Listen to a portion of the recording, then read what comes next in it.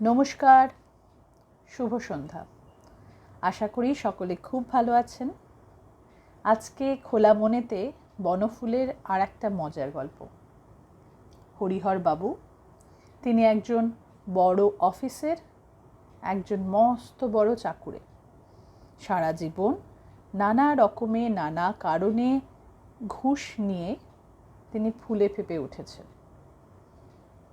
এখন তার সামনে নিজের বিবেক, নিজের পূর্বপুরুষেরা তাকে ধিক্কার দিতে একে একে উপস্থিত হয়েছেন।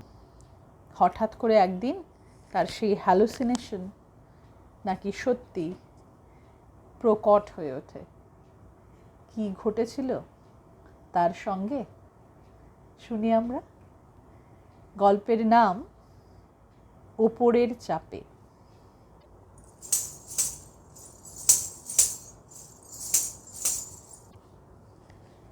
প্রথম যিনি এলেন তাকে দেখেই চমকে উঠলেন হরিহরবাবু। লম্বা চওড়া চেহারা, ঘূর্ণিত লোচন, হাতে ত্রিশূল, গেরুয়া পরা ভীষণ দর্শন এক সন্ন্যাসী। কে আপনি? প্রশ্ন করলেন হরিহর।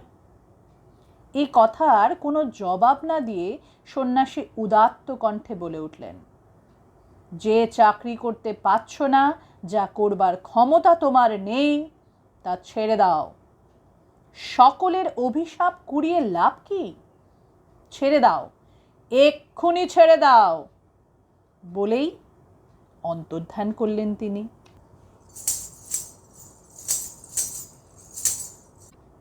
সঙ্গে সঙ্গে আর একজনের আবির্ভাব হলো। তিনিও অচেনা। লম্বা, রোগা, বুকের হাড় গোনা যায়, গালের হাড় উঁচু, কঠোরগত চক্ষু দুটি জ্বলন্ত। কর্কশ কণ্ঠে তিনি বললেন, কুলাঙ্গার, এ কি করছো তুমি? লজ্জা করে না? বেহায়া, বেল্লি! এখনই তোমার দফা নিকেশ করতে পারি, কিন্তু এক্ষুনি কিছু করব না। সময় দিলাম, সাবধান হও। বলেই অন্তর্ধান করলেন তিনি। সঙ্গে সঙ্গে আর একজন এসে হাজির। থলথলে মোটা, পরনে আচকান পাজামা আর টুপি। এসেই কয়েকটা ঢেকুর তুলে বললেন, গালাগালি খেয়ে পেট ভরে গেছে একেবারে। তুমি যে এত অপদার্থ তা তো কল্পনা করিনি। আমাদের বংশে এরকম অকাল কুষ্মাণ্ড আর জন্মায়নি। তারপর হঠাৎ সুর চলিয়ে বললেন, না পারো চাকরি ছেড়ে দাও। এই রকম ধাস্টামি করছো কেন? ছি ছি ছি ছি। ইনিও অন্তর্ধান করলেন। প্রায় সঙ্গে সঙ্গে হাউ মাউ করে কাঁদতে কাঁদতে চতুর্থ ব্যক্তির প্রবেশ। লোকটি বৃদ্ধ, মুখময় পাকা গোঁফদাড়ির জঙ্গল, ভুরু পর্যন্ত পাকা। হাউ হাউ করে কাঁদতে কাঁদতে তিনি বললেন, আর পাচ্ছি না গো, আর যে পাচ্ছি না। কত গালাগালি শুনবো আর? মা ভাব তুলে গাল দিচ্ছে, মুখে থুতু ছেটাচ্ছে, আঙুল মোটকে সাপ সাপান্ত করছে।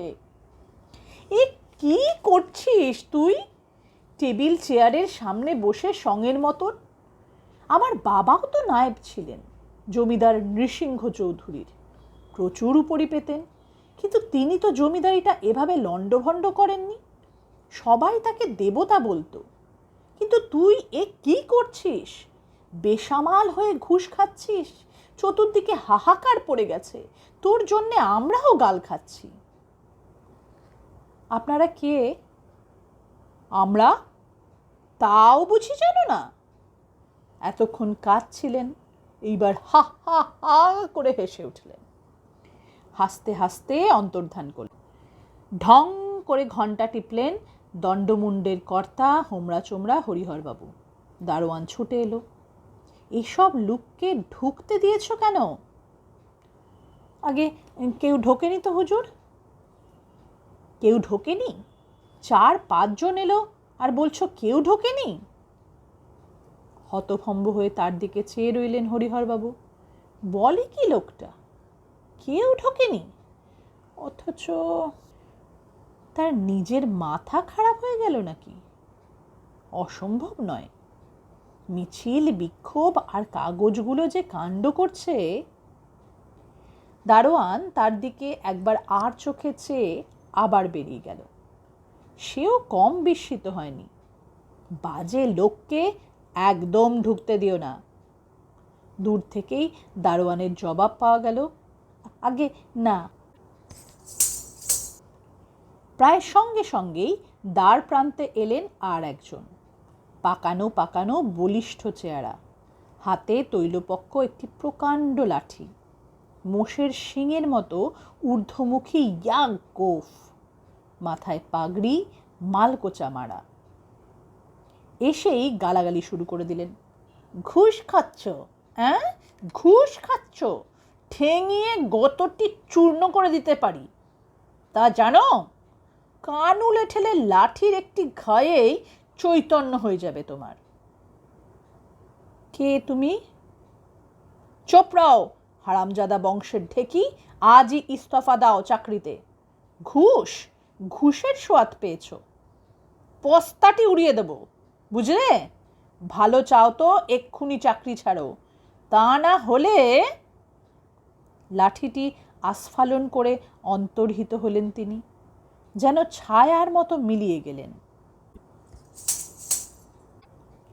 সঙ্গে সঙ্গে দেখা দিলেন আর একজন, গরদ পরা, চন্দন তিলক, কাঠি কণ্ঠিধারী, সভ্যভব্য পবিত্র গোছের চেহারা, মাথায় চকচকে টাক, ভুরো নাক, গোঁফ দাড়ি কামানো। বললেন, পুরাণে পড়েছি এক মুষল যদুবংশ ধ্বংস করেছিল। মনে হচ্ছে তুমিও একটি মুষল হয়েছ, আমাদের বংশকে ধ্বংস করবে। নীতিকারেরা বলেছেন অত্যুচ্চে পতনায়তে। তুমি অযোগ্য, অথচ অনেক উঁচুতে উঠে গেছ। এবার হুড়মুড়িয়ে পড়ে যাবে। আস্তে আস্তে নেমে এসো, চাকরিটি ছেড়ে দাও। অন্তর্ধান করলেন তিনি। আর একজন এলো, এসেই পিচ ফেলল ঘরের কোণে। পান খাচ্ছিল, মুসলমানি ধাঁচের কাপড় চোপড় পরা। পান খেয়ে খেয়ে দাঁতগুলো কালো, শৌখিনভাবে ছাঁটা গোঁফদাড়ি, গায়ে ভুরভুর করছে আতরের গন্ধ। বললেন, হরুবাবু, বড়ই বদনসিব আমাদের। আমাদের খানদান ছিল বড়, তুমি তাকে বরবাদ করছো। এককালে এক নবাবজাদার খিদমত করে অনেক টাকা কামিয়েছি আমি, অনেক খেলাত পেয়েছি, অনেক ইনাম। ডান হাত দিয়ে বকশিস নিয়েছি, বা হাত দিয়ে ঘুষ। কিন্তু তুমি কমবক্তের মতো এসব কি করছো? এই কি ঘুষ নেবার তালিকা? ঘুষ নিয়ে দেশটাকে ডুবিয়ে দিচ্ছ। খোসামত জিনিসটা ভালো, কিন্তু তারও একটা মাত্রা আছে, তারও একটা সীমা। তুমি এত তেল ঢেলেছ যে নিজেই পিছলে পড়ে যাচ্ছ। খালি গুফা শুনতে শুনতে আমাদের কান তো বহেরা হয়ে গেল। তুমি নকরি ছেড়ে দাও বেটা, তোমার ব্যাংকে যা জমেছে তাতেই বাকি জীবনটা চলে যাবে।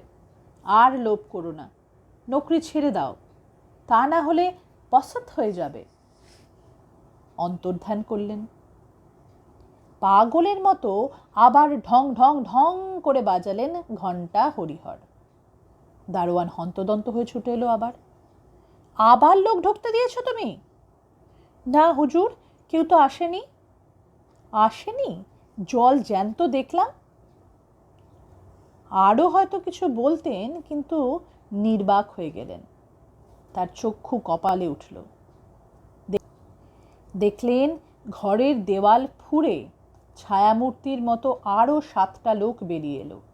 নানা রকম চেহারা, কেউ বেটে, কেউ মোটা, কেউ লম্বা, কেউ কালো, কেউ বাদামি, কেউ ফর্সা, গোঁফ দাড়ি জটা জুলফির বিবিধ সমন্বয়। পাজি, নচ্ছাড়, এক্ষুনি চাকরি ছাড়ো, এক্ষুনি। পাজি, নচ্ছাড়, এক্ষুনি চাকরি ছাড়, এক্ষুনি। এত গালাগালি আর সহ্য করতে পারছি না আমরা, জ্বলে যাচ্ছে, বুক জ্বলে যাচ্ছে। এ কী কাণ্ড! এর নাম স্বাধীনতা?